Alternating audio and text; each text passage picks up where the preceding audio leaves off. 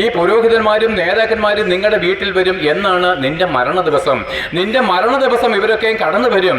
എന്നിട്ട് എന്താണ്, പുരോഹിതന്മാർക്ക് അവരുടെ ആചാരങ്ങളും അനുഷ്ഠാനങ്ങളും കർമ്മങ്ങളും ചെയ്തിട്ട് അവന്റെ സമ്പത്ത് വാങ്ങിക്കൊണ്ട്, അവന്റെ കൂലി വാങ്ങിക്കൊണ്ട് അവൻ കടന്നു പോകും. അല്ലാതെ ഒരു മതപുരോഹിതനും നിന്റെ കഷ്ട ദിവസത്തിൽ നിന്റെ വീട്ടിൽ വന്നിട്ടില്ല. ഇനി രാഷ്ട്രീയ നേതാക്കന്മാരും നിങ്ങളുടെ വീട്ടിൽ വരും എന്ന് നിന്റെ മരണ ദിവസം.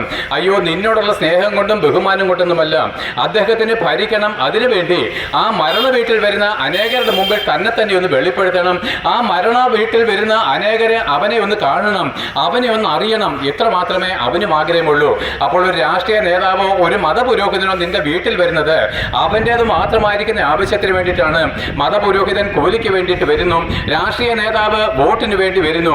എന്നാൽ പ്രിയപ്പെട്ടവരെ, നിന്റെ കഷ്ട ദിവസത്തിലും ദുഃഖത്തിലും എന്നും എല്ലായ്പ്പോഴും, അതായത് ജീവിച്ചിരിക്കുമ്പോഴും മരിക്കുമ്പോഴും മരിച്ചതിന് ശേഷവും ഓരോ ദിവസവും നിന്റെ കൂടെ ഇരിക്കാമെന്നും നിന്റെ കഷ്ടത്തിൽ